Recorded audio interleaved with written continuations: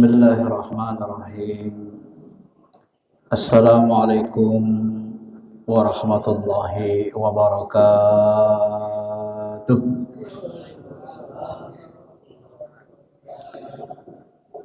Alhamdulillahi hamdan na'imin. Ashhadu an la ilaha illallah Rabbuna Rabbul arshil azim.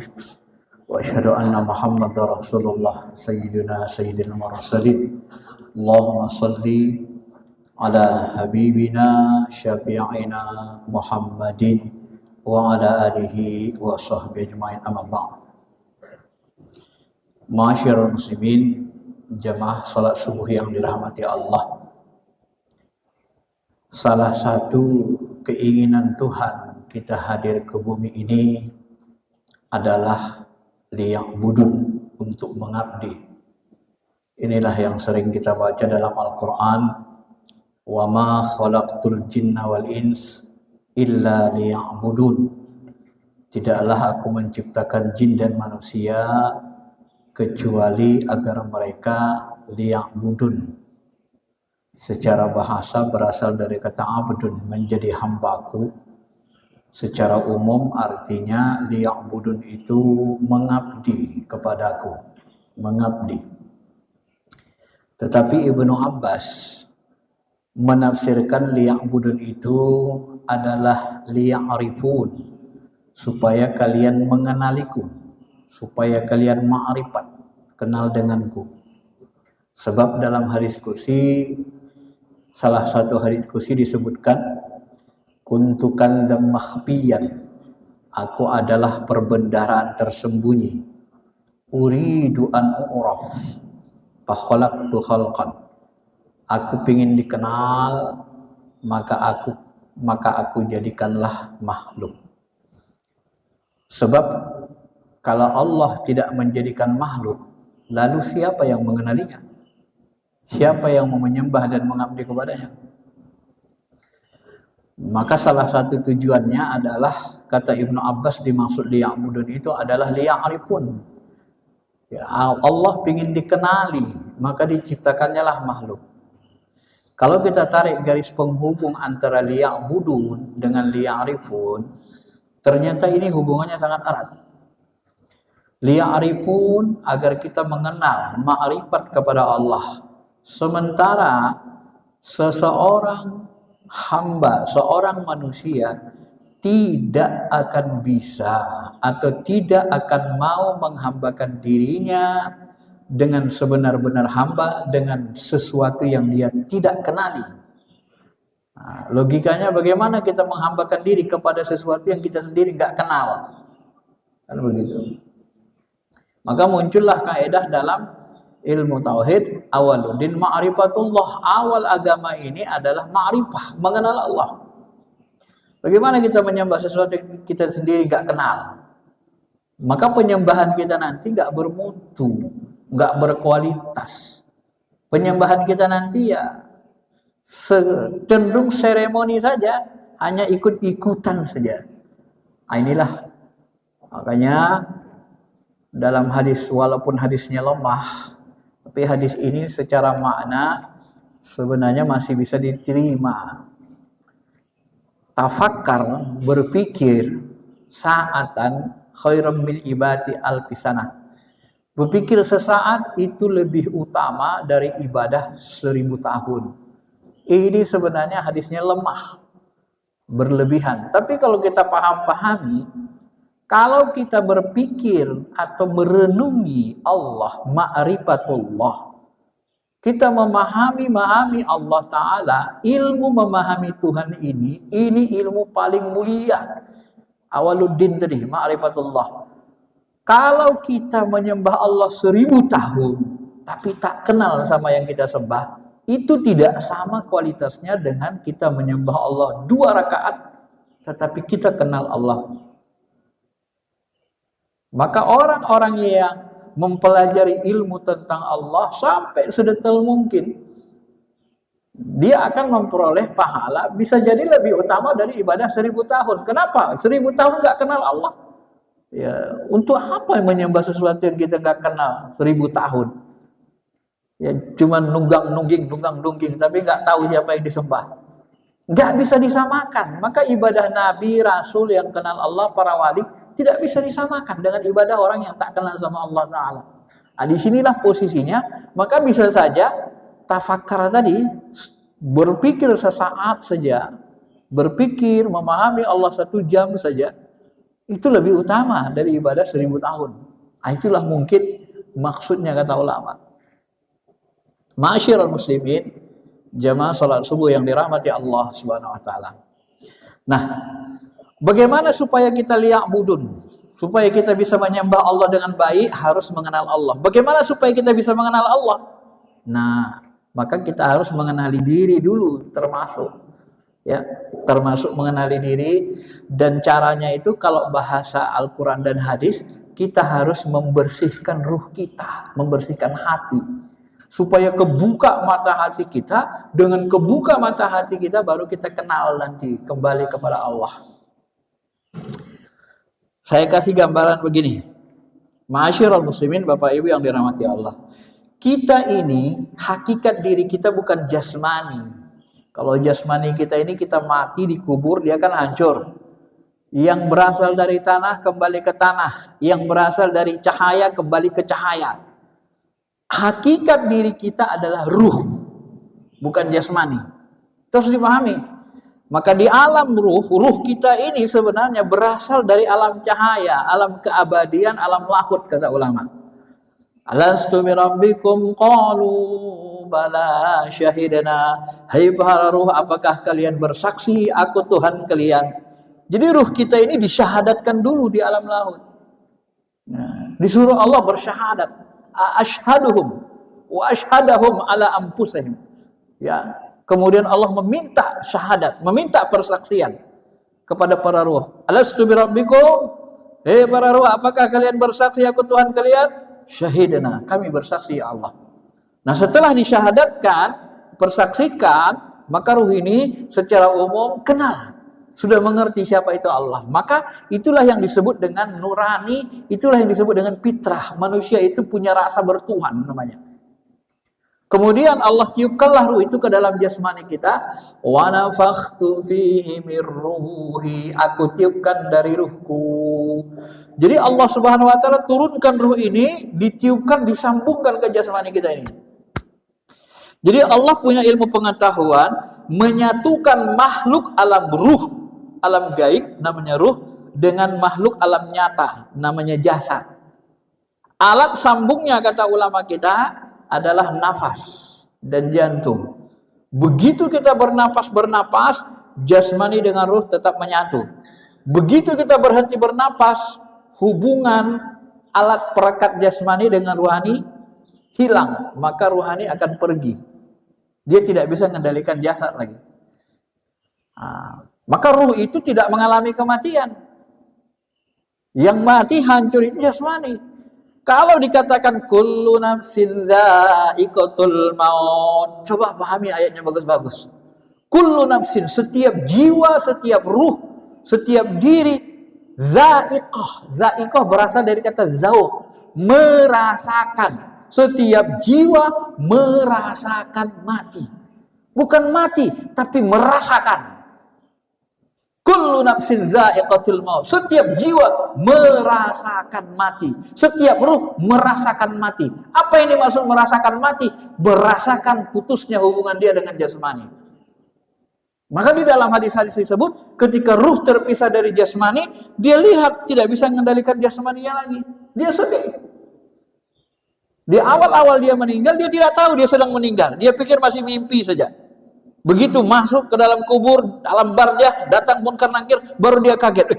Sebenarnya aku benar-benar mati. Begitulah. Ma'asyiral muslim. Jadi ruh itu tidak mati, ruh itu dikekalkan oleh Allah Subhanahu wa taala. Itulah hakikat diri kita. Ketika ruh diturunkan ke jasmani, maka dia dilekatkan hawa nafsu.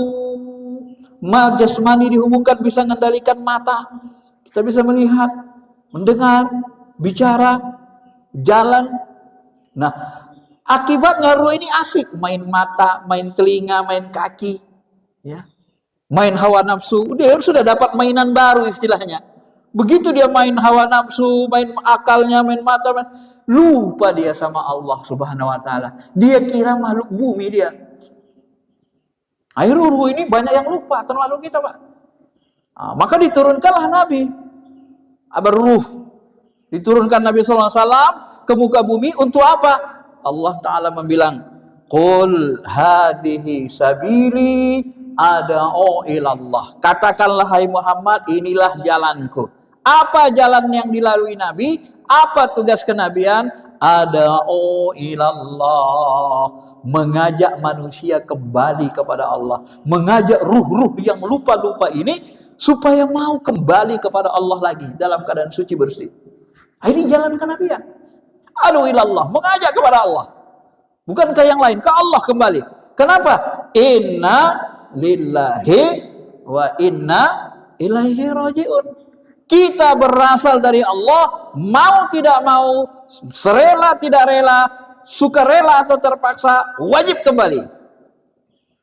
Wajib pulang. Lillahi raji'un. Wajib kembali, wajib rujuk. Wajib tidak bisa. Mau tidak mau harus kembali. Maka kita di bumi ini, kata Nabi, adalah kun musafiran. Jadilah kamu di bumi itu orang musafir. Ya, bukan rumah asli kita di sini. Kun fid dunya ka'annaka gharib aw abiri sabili. Jadilah engkau hidup di dunia seperti orang yang sedang musafir atau orang yang berlewat berlalu saja. Kenapa? Ya memang ini bukan rumah asli kita. Ya. Ibarat orang kuliah ke luar negeri 2 tahun, ngambil master, ada yang 4 tahun, sekalian sama doktornya. Ya sebentar saja, bukan untuk selamanya. Jadi kalau orang kuliah di luar negeri, lalu dia tidak selesaikan kuliahnya, dia bermain-main, malah terlibat narkoba, kemudian lagi terlibat hal yang tidak baik, akhirnya nggak pulang-pulang. Orang tuanya udah habis miliaran. Maka dia akan menjadi tercela. Tak mau pulang dia. Dipaksa juga pulang, meninggal orang tuanya, pulang dia, tapi hancur, tak diterima di dalam keluarga. Kira-kira begitulah ma'asyiral muslimin. Maka hadhihi sabili, ini jalanku, kata Nabi. Apa jalan Nabi? Mengajak kita kembali kepada Allah. Mengajak kembali kepada Allah, menyadarkan ruh kita ini. Bagaimana cara menyadarkan ruh, mengajak ruh dia supaya mau kembali lagi kepada Allah? Caranya cuma satu. Dalam ayat ini disebut ala basiratin ana wa manittaba'ani. Ala basirah. Apa itu basirah? Buka mata ruhnya. Artinya sadarkan ruhmu. Ya, buka matanya. Karena kita hidup di dunia ini seperti orang tidur, Pak. Nah, jadi kalau orang tidur itu kan dibangunkan, sadar, bangun. Ruh. Ruh. Kau hidup di dunia ini sebentar, bukan selamanya. Ayo, jangan korupsi. Ayo, sholat. Ayo, jangan buat jahat. Ini sebentar saja, bangun, cepat, berbekal. Disuruh disadarkan. Ya, buka mata ruhnya. Bagaimana buka mata ruhnya supaya dia sadar? Dia harus dibersihkan ruh kita ini, Pak. Terus menerus. Innallaha yuhibbut tawwabin wa yuhibbul mutatahhirin. Allah mencintai orang yang taubat. Tawwabin itu tobat, terus menerus tobat. Bukan sesaat saja, bukan sekali. Wa yuhibbul mutatahhirin, dan mencintai orang-orang yang mutatahhirin, selalu senantiasa membersihkan dirinya, membersihkan ruhnya. Wa nafsi wa ma sawwaha, demi jiwa, ruh dan penyempurnaannya. Fa alhamaha fujuraha wa taqwaha, kami ilhamkan di dalam jiwa manusia kepada ruh manusia fujur, jalan buat dosa. Apa itu jalan buat dosa? Bisikan hawa nafsu, ya, bisikan akal yang dikendalikan hawa nafsu, bisikan setan, itu jalan fujur. Wa taqwaha, bisikan dari malaikat, bisikan dari hati nurani kita, nurani. Maka kita harus sering dekat dengan nurani. Kenapa? Karena nurani itu tempat Allah mengirim sinyal, tempat Allah mengirim petunjuk kepada kolbu kita itu, hati nurani. Kalau boleh diumpamakan, hati nurani kita itu ibarat wifi, dan Allah itu maha hotspot yang bisa terhubung seluruh ke nurani-nurani manusia. Kalau manusia ini punya wifi dalam kolbunya, Allah itu adalah maha hotspot. Ya, hotspot yang meliputi segalanya, yang nurani manusia bisa terhubung kepadanya. Kira-kira begitu kalau dilogikakan. Jadi dalam hati nurani inilah tempat Allah berkalam-kalam, berbicara. Ya, ala qalbika litakuna minal munzirin. Kami hujamkan wahyu ke kalbu Muhammad, ke hati nurani Muhammad. Untuk apa? Supaya engkau beri peringatan. Jadi letaknya wahyu itu, kalam Allah itu dihujamkan ke kalbu. Nah, disitulah letak kalbu itu. Maka kalbu itu wadah kita atau alat kita untuk berhubungan, berdialog dengan Allah Subhanahu wa taala. Masyiral muslimin, jamaah Bapak Ibu yang dirahmati Allah. Nah, setelah ruh diturunkan ke bumi, dia kan di alam kemuliaan, alam keabadian, summa radadahu asfala safilin, kemudian kami turunkan ke alam asfal, alam rendah. Alam rendah itu alam nyata. Alam mulia, alam keabadian, alam lahud, alam yang paling tinggi, paling mulia. Diturunkan ke alam nyata, ke alam bumi. Nah, inilah kita. Setelah diturunkan, maka kita harus, apa yang kita lakukan? Basiroh, buka dia, sadarkan roh kita. Bagaimana membukanya? Yang harus kita lakukan adalah mencari guru. Kalau kita hidup masa Nabi, dicari orang yang benar-benar kenal dengan Allah, yaitu Nabi Muhammad SAW. Maka Pak, Bu, coba perhatikan.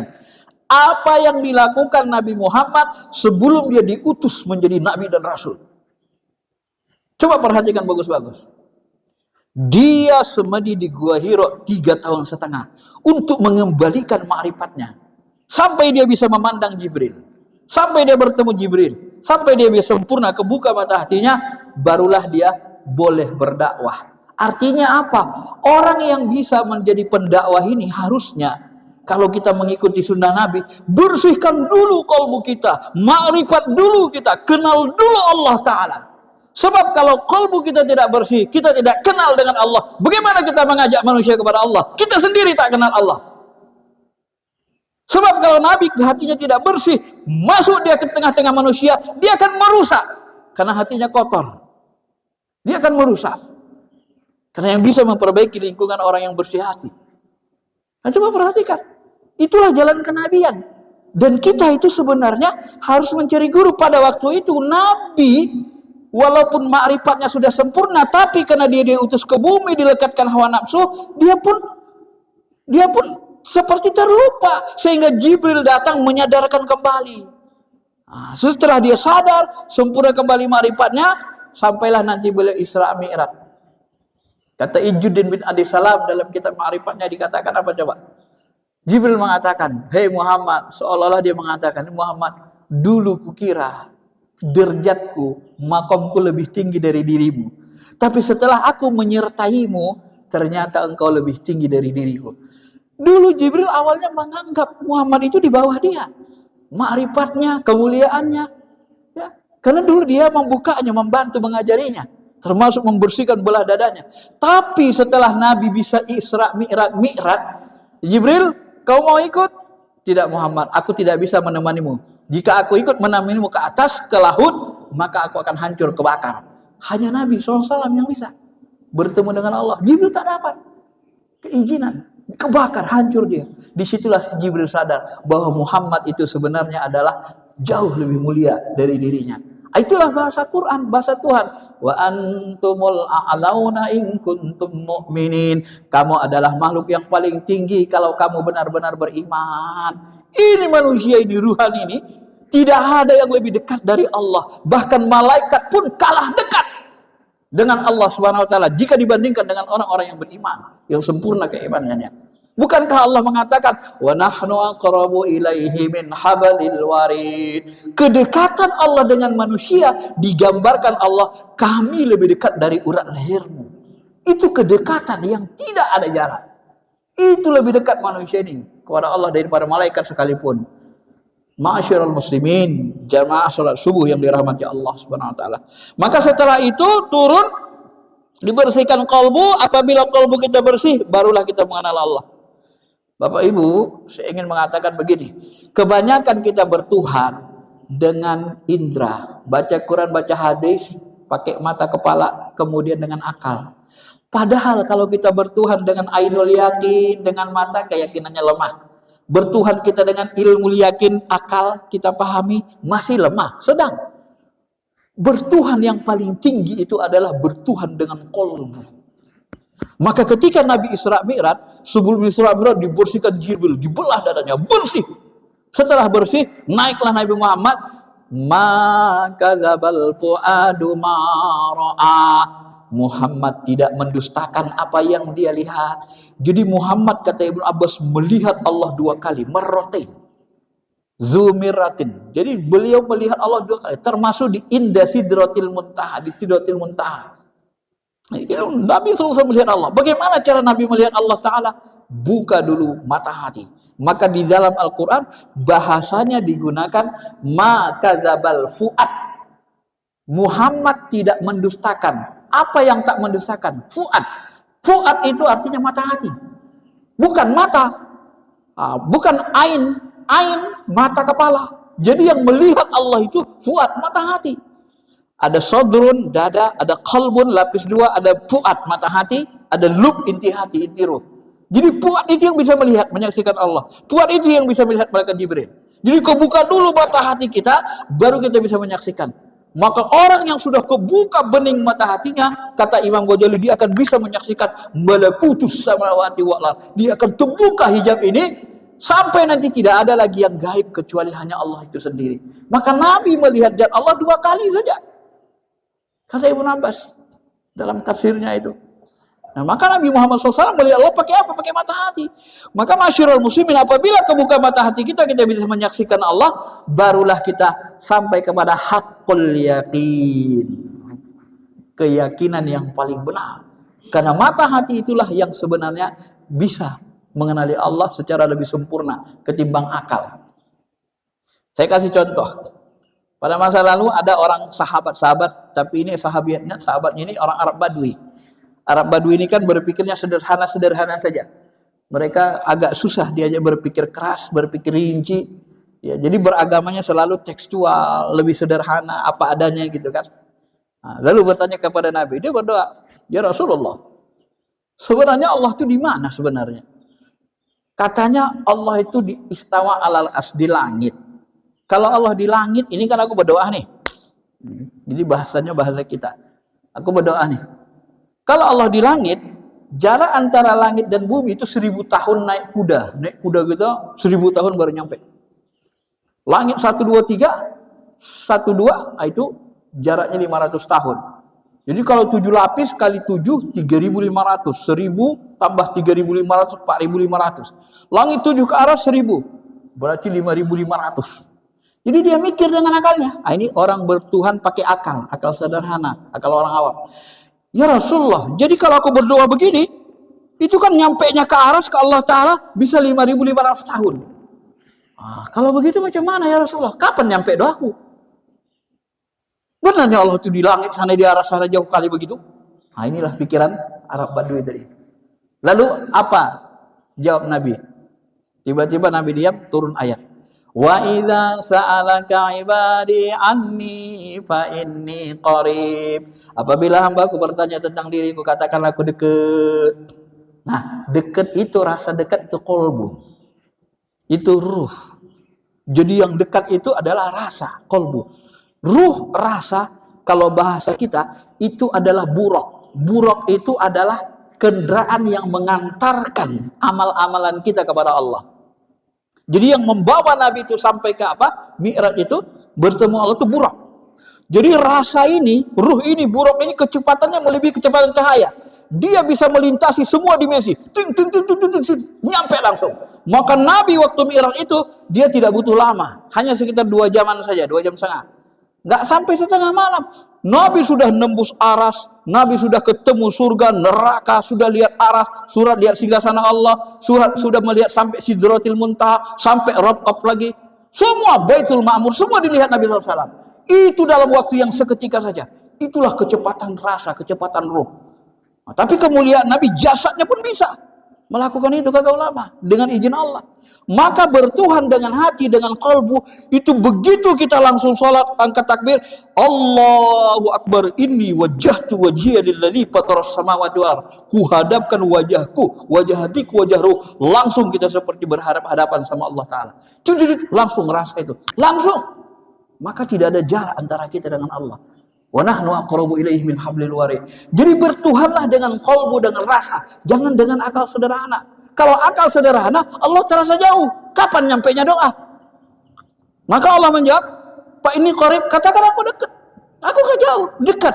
Dekat kalau kita menggunakan hati. Maka seluruh amalan kita ini Bapak Ibu, karena fungsinya tadi kita mau membersihkan kolbu hati, seluruh amalan yang kita lakukan ini, syarat diterimanya adalah apabila hati ruh kita terlibat. Ya. Kalau kita sholat, nggak ada khusyuknya, hati nggak terlibat, hati ruh kita ke rumah, lihat kunci, nyari kunci, ya. Terbayang lagi nanti ini mobil mau diganti nih, mau lebaran nggak bisa bawa pulang kampung. Hatinya lagi sholat, hatinya mikir mobil kesana kemari, itu sholatnya merdudun, ditolak Allah Ta'ala. Kalau tidak ada khusyuknya, itu seperti kain buruk dicampakkan ke mukanya. Kita nggak jaga sholat, kita dihinakan. Artinya apa? Seluruh ibadah kita ini sholat. Salat itu yang diterima adalah yang khusyuk. Khusyuk itu apa? Hudurul qalbi. Hati kita hadir tertuju ke Allah. Maka salat yang diterima bahagian-bahagian yang khusyuk saja. Kalau bagian yang tidak khusyuk terbuang, tidak sampai ke Allah. Karena yang mengantarkan amalan itu adalah qalbu kita. Yang menjadi buruk kendaraan amal adalah qalbu, rasa yang ada pada diri kita. Kalau kalbu tidak terlibat, tidak ada kendaraan, tidak sampai ke langit, tidak sampai ke aras, nembus aras tak bisa, apalagi sampai ke Allah, tidak bisa. Nah itu coba kalau kita logikakan seperti itu. Maka kalau kita nanti sholat, khusyuk baru diterima, bagian tak khusyuk terbuang. Puasa sama. Man shoma ramadana imanan wa ihtisaban ghufira lahu ma taqaddama min dzambi. Barang siapa puasa Ramadan, syaratnya apa puasa? Baru diterima. Imanan, dengan iman. Iman letak jadi mana? Qalbu. Ihtisaban. Kalau sholat namanya khusyuk, kalau puasa namanya ihtisab. Ihtisab itu apa Ustaz? Ihtisab itu akar katanya dari hasabah. Hasabah menghitung, memperhatikan. Ihtisab itu adalah muraqabah. Kita merasa diperhatikan Allah. Qalbu kita, puasa kita merasa diperhatikan Allah. Jatuh uang 200.000 dari kantong seseorang. Astagfirullahaladzim ya Allah. Itu uang orang, hak orang. Jangan sampai kuambil ya Allah. Pak, itu jatuh uangnya Pak. Ihtisab.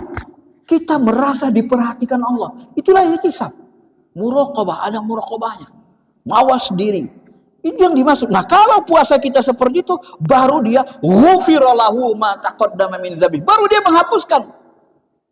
Tapi kalau tidak puasa, tidak terlibat hati, tidak terlibat roh, kam min shaim, berapa banyak orang yang puasa, laisa lahu, tidak ada dapat apa-apa kecuali ju' wal atos, lapar dan mau saja.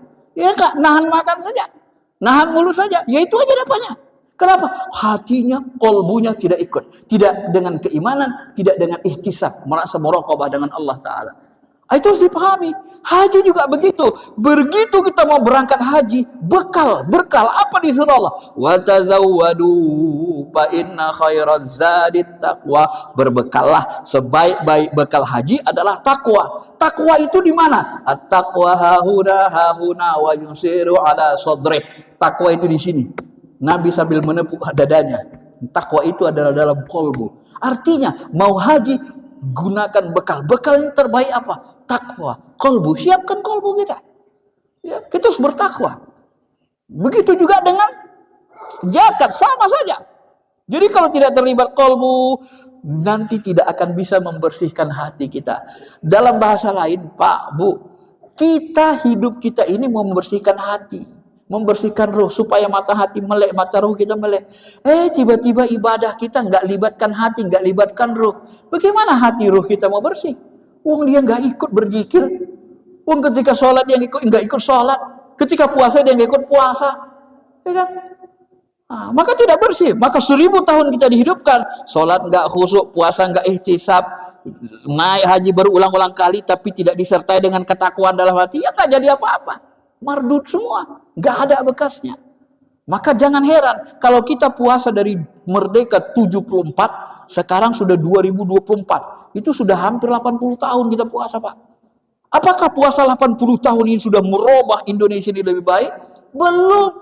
Hasilnya belum maksimal, masih jauh dari maksimal. Kenapa? Karena puasa kita kebanyakan puasa orang awam, puasa yang hanya haus dan lapar. Padahal Imam Ghazali mengatakan puasa orang yang paling tinggi makomnya, yang disebut puasa khawasul khawas, adalah puasa kolbu, puasa hati. Bagaimana puasa kalbu, puasa hati? Ruh kita, hati kita dalam puasa tidak boleh berpaling dari Allah Subhanahu wa taala. Itulah puasa orang yang harus puasa. Orang yang paling tinggi makamnya. Bagaimana caranya Ustaz? Saya kan kerja, saya kan harus melakukan ini dan itu. Bagaimana hati saya harus ke Allah terus? Bisa. Apabila hati kita sudah kenal dengan Allah, apabila hati kita sudah berisi cinta, asyadulillah, sangat berat cintanya kepada Allah, cinta yang kuat kepada Allah, maka hati kita akan terpaut terus-menerus kepada Allah. Maka ciri orang yang makrifatnya sempurna, hatinya selalu terhubung ke Allah, selalu hidupnya bergantung berdialog kepada Allah Subhanahu wa taala. Maka dari situlah Bapak Ibu, nah, kalau kita contohkan begini, ketika kita jatuh cinta kepada calon istri kita dulu, ya, kita jatuh cinta sama dia. Kita naik mobil, tiba-tiba kita senyum sendiri. Kita nyetir, tapi kalbu kita kepada orang yang kita cintai. Bisa kan nyetir sambil senyum-senyum, ingat orang dicintai? Terus bisa. Ya, bisa, begitulah perumpamaannya. Apapun yang kita kerjakan, kalau kita sudah kenal dengan Allah, selalu terhubung. Dan ciri orang sempurna makrifatnya, dia selalu berdialog, terhubung kepada Allah. Contohnya Nabi Muhammad. Nabi Muhammad setiap mau kerja, melakukan sesuatu, berdialog. Dialog Nabi dengan Allah itu terungkap dalam bentuk doa. Begitu masuk WC jambat, Allahumma inni a'udzubika ya Allah. Aku berlindung samamu ya Allah dari keburukan setan yang ada di WC ini. Nah, Nabi berdialog sama Allah. Ketika Nabi masuk pasar, dilihat Nabi pasar ramai orang, memenuhi kebutuhannya, hawa nafsunya. Apa kata Nabi? La ilaha illallah. La ilaha illallah wahdahu la syarikalah. Ya Allah, tidak ada sekutu bagimu ya Allah. Hawa nafsu ini bukan disembah ya Allah. Orang menturunkan hawa nafsunya, beli ini. Tidak ada sekutu bagimu ya Allah. Wahdahu la syarikalah. Engkaulah satu-satunya Tuhan, tidak ada sekutu. Lahul mulku, bagimulah kerajaan langit dan bumi. Wa huwa ala kulli syai'in qadir. Engkau kuasa segalanya. Pasar ini dalam kekuasaan ya Allah. Nabi berzikir, dialog. Kalbu Nabi itu terpaut ke Allah. Jadi semua yang dikerjakan Nabi, kullu. Kalau bahasa Aisyah, Nabi Muhammad SAW itu, karena Rasulullah SAW, yazkurullaha fi kulli ahyani. Setiap saat Nabi berzikir, berdialog dengan Allah Ta'ala. Setiap saat Nabi berzikir, berdialog. Jadi dialog Nabi bisa dalam bentuk doa, dalam bentuk ingat, zikir, dialog. La ilaha illallah, tidak ada Tuhan selain Engkau. Ketika melihat sesuatu yang mengagumkan, ya Allah, subhanakallah, maha suci Engkau ya Allah. Ini keindahan alam, ini ciptaan ya Allah. Maha suci Engkau ya Allah. Ini Nabi berdialog kalbunya. Setiap saat, itu berzikir Nabi SAW. Itulah sebenarnya maksud kenapa semua ada zikirnya. Itulah ciri orang yang sempurna makrifatnya. Selalu bergantung berzikir kepada Allah Subhanahu wa taala. Kalbunya selalu terpaut ke Allah Ta'ala. Kalau orang sudah kenal dengan Allah Ta'ala, dia nggak bisa lagi berpisah. Kalau sudah cinta nggak bisa lagi berpisah, sudah kenal. Tak kenal maka tak sayang maka tak cinta. Kenali serinci-rincinya, baru nanti tumbuh rasa cinta. Bagaimana mengenalinya? Bersihkan sebersih-bersihnya. Bagaimana cara membersihkannya? Banyak ibadah.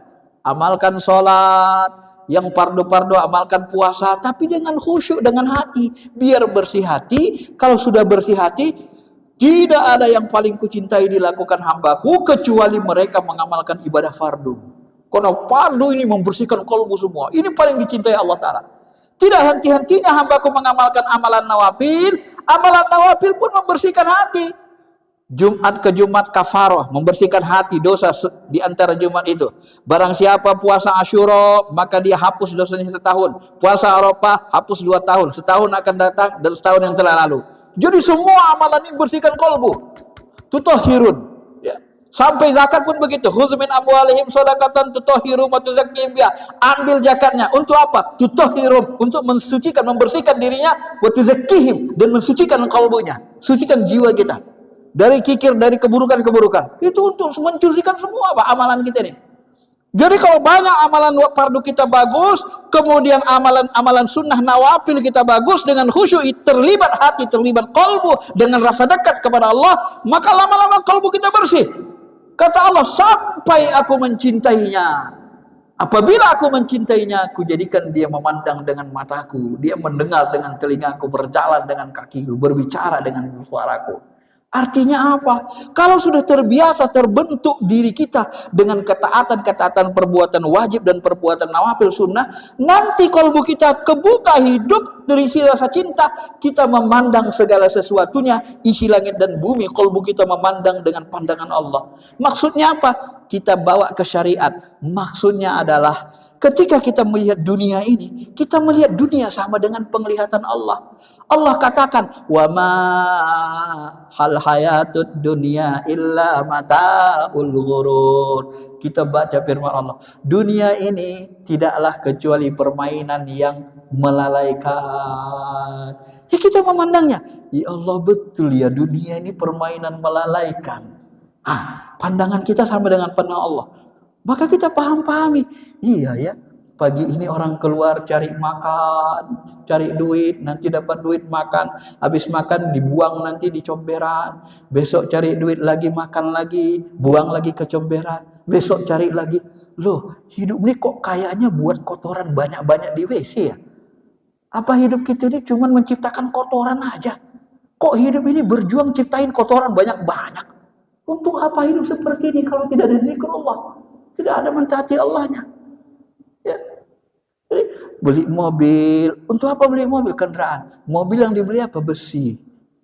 Ini besi rongsokan. Setahun, 10 tahun, kemudian 100 tahun. Jadi besi rongsokan mobilnya. Loh, hidup kita ini cari. Buat apa? Buat apa hidup kita ini? Ya, menipu. Yang kita cari kotoran. Di WC buat kotoran banyak-banyak. Digiling usus kita buat kotoran banyak-banyak. Udah itu cari besi. Ngumpulin besi-besi rongsokan, mati kita jadi rongsokan besinya. Cari batu, ya Allah cuma hidup ini cari batu, cari besi sama buat kotoran aja. Ya pola-pola seperti itu akan hadir dalam kalbu kita. Betul kalau kehidupan ini adalah gurur, menipu semua orang. Gara-gara kotoran, gara-gara perut banyak orang saling cakar-mencakar, saling bunuh. Gara-gara mau mobil, gara-gara besi-besi batu banyak orang saling bunuh, saling serampok satu sama lainnya, ingin berkuasa, ingin punya harta. Gara-gara apa? Gara-gara kertas, gara-gara besi, gara-gara batu, main kertas, main besi, main kotoran. Ini aja kerja manusia. Apakah ini tidak menipu? Kira-kira begitulah nanti Allah hilap ke dalam kalbu kita. Sehingga kita memandang kehidupan ini dengan pandangan Allah subhanahu wa ta'ala. Begitulah perumpamaan. Mudah-mudahan bisa kita pahami. Jadi saya ambil kesimpulan, hidup kita menjadi untuk ibadah. Untuk ibadah maksudnya harus kita makrifat kenal Allah supaya bisa jadi abdi Allah. Caranya sadarkan ruh kita, buka mata hati kita. Cara buka mata hati, bersihkan. Cara bersihkannya amalan wajib itu. Dengan khusyuk, dengan bagus, amalkan amalan wajib, amalkan amalan nawafil, sampai dia kebuka mata hati, sampai muncul rasa cinta, sehingga nanti apabila kita membaca Quran, berzikir, bergetar hati kita, baca Quran, berzikir, menangis, meneteskan air mata kita, baca Quran, baca zikir, tenang qalbu ruh kita, itmainnul qulub. Itu ciri-ciri orang yang hatinya sudah hidup. Mudah-mudahan bisa dipahami. Terima kasih. Assalamualaikum warahmatullahi wabarakatuh.